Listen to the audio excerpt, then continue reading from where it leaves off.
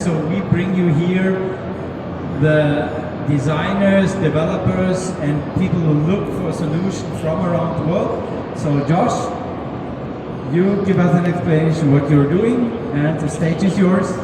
Thank you. Great, thank you for having me. So I'll be covering aircraft charging solutions that we've been developing over the last 6-7 years. The company's 11 years old. We've been immersed in this industry over that time to really help airframers adopt electric aircraft charging standards. So there's a lot of differences between automotive charging and aircraft charging, and we like to remind people that you shouldn't just use car chargers.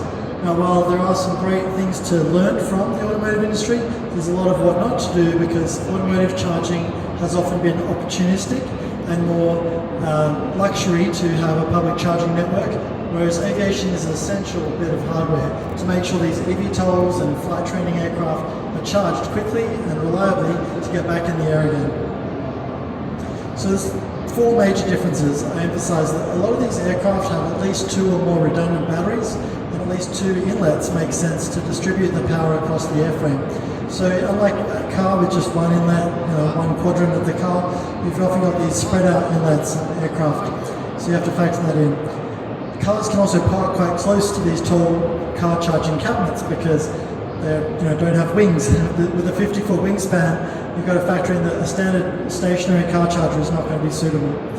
And then with the sporadic, opportunistic nature of car charging public networks are typically underutilized. As opposed to aviation, we need to charge that aircraft every single time, as I mentioned. And then onboard cooling systems. So cars are driving for hundreds of kilometers for many hours. They need to keep their batteries cool over those many hours of driving in the hot sun.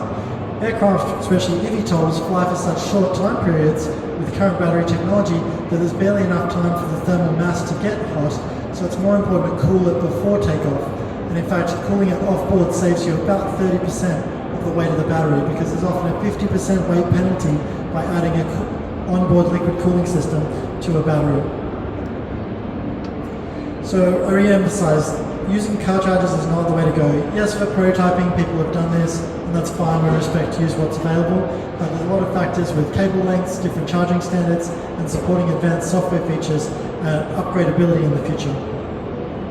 So we've been delivering and providing chargers to airframers since 2016. The company was founded in 2014. And over that time, we've just been refining our portable chargers to cater for people's needs. So that was Ampere and Archer in that previous one.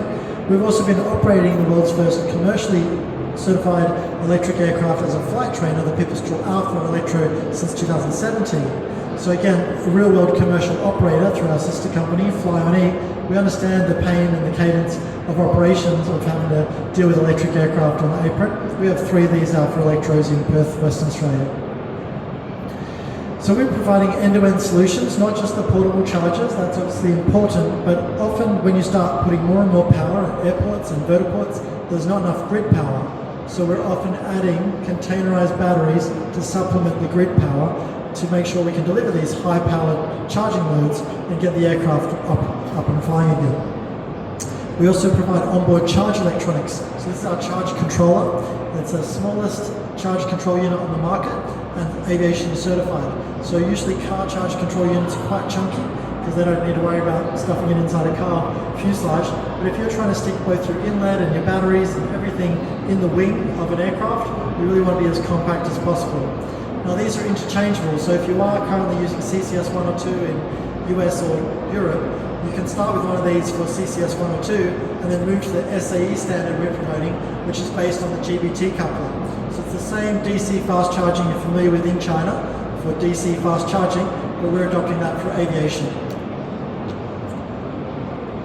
So we're already servicing dozens of customers around the world, but here are 4 examples that give you the spread of different aircraft types. So Aero EV is a 2-seat VTOL tail-seater transitioning aircraft, multi-rotor base. Archer's a very well-known 5-seater. We've been offering charging solutions for over 5 years now and supporting their onboard charge electronics.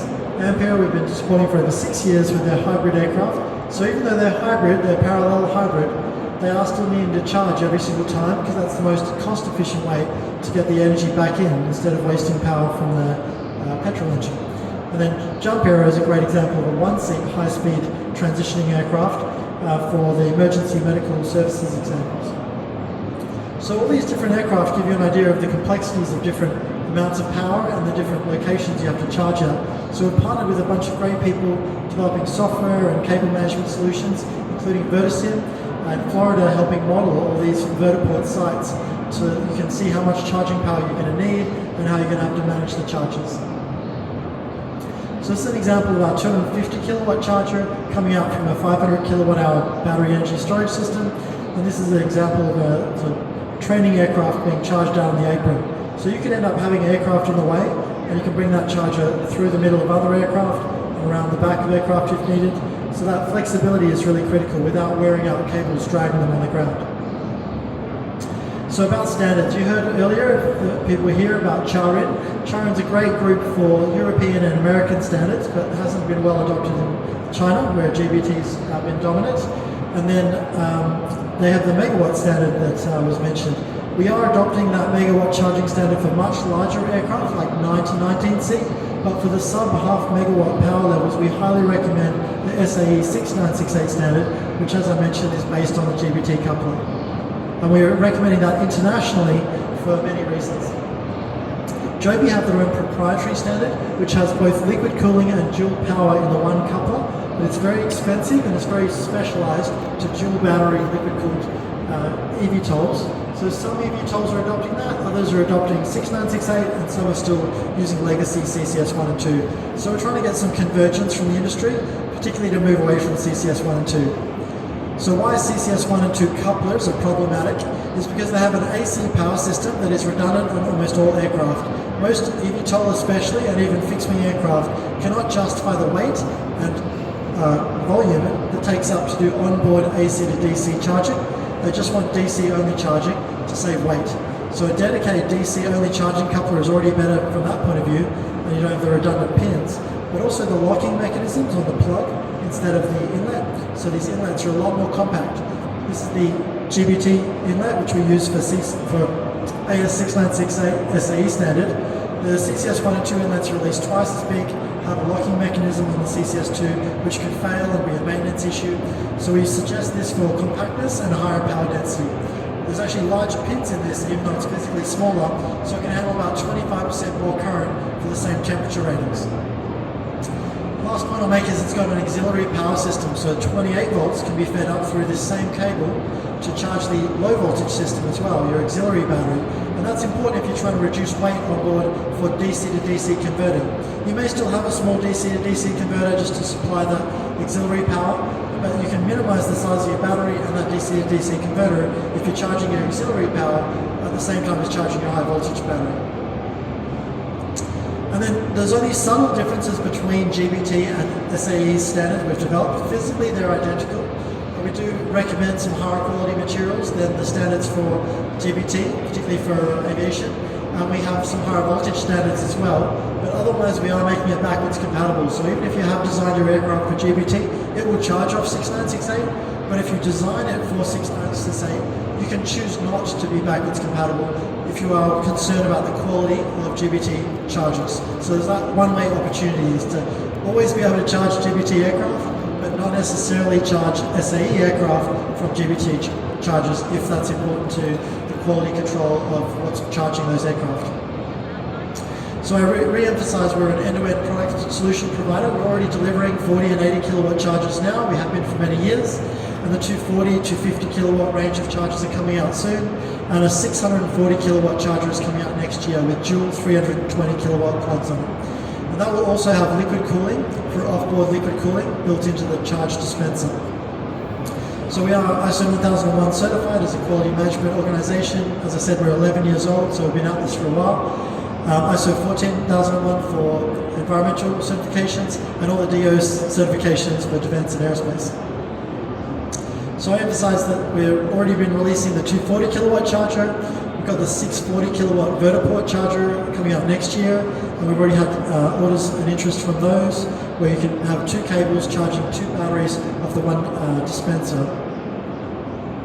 And this is an example of the charger. This is the same form factor, whether it's 250 kilowatts with one or two plugs on it, or a 640 kilowatt. The only difference is the AC to DC converting is inside the dispenser for 250 kilowatts, and there's no liquid cooling.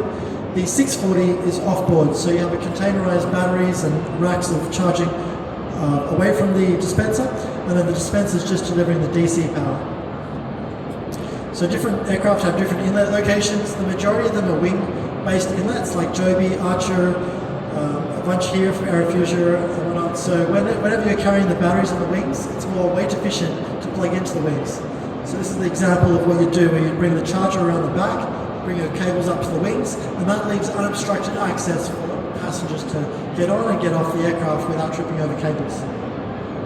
So I re-emphasize that we are modular. So while we are pushing the SAE 6968 standard, we are conscious of still airframers in the US and Europe adopting car charging for now. So we do offer CCS 1 and 2 plugs in our chargers, but allowing people to upgrade to 6968 quite easily. Dual air-cooled cables up to 250 kilowatts in the one module you see on the right, or dual 320 kilowatts with liquid cooling on the one that has the DC charging up the back. So for every location where you need a half megawatt or more of power, you're likely going to have one or more of these containerized batteries. So we support that locally in Australia and Asia Pacific with spin-out Electro-base, but in the US we have other partners of battery containers. In China as well, we'll be partnering with local containerized battery fabricators. So in a typical airport, as well as your portable chargers, you typically need this back-end support of power. So these cabinets in the front are the 640 kilowatt AC to DC converters, and the containers behind are the batteries to buffer the grid to allow that fast DC charging, and then charge back up from the grid, or ideally renewable energy sources. So thanks for your attention. I just want to summarize, we want to be the global leaders in an 100% satisfaction of portable aviation charging, and really be there for you to support your journey as you build your aircraft and get them into market, and the vertiports that are coming. So feel free to connect with me on WeChat, and happy to provide charging solutions for you in the future. Thanks for your time. Thank you, George. And one more time. This is very interesting and very important, because we will not have electric aviation flying if you can charge them. So, and we will have to find a structure where we unify the standards so that different aircraft can fly off different ports. If proprietary solutions for this beginning market will probably not work when the market is growing. Another thing which a lot of people don't think about, even when they're designing the aircraft on electricity, where they say, okay, we have only little electricity, but at the same time they have business plan which say, okay, we'll have day-to-day operations with flying every day or 300 days a year.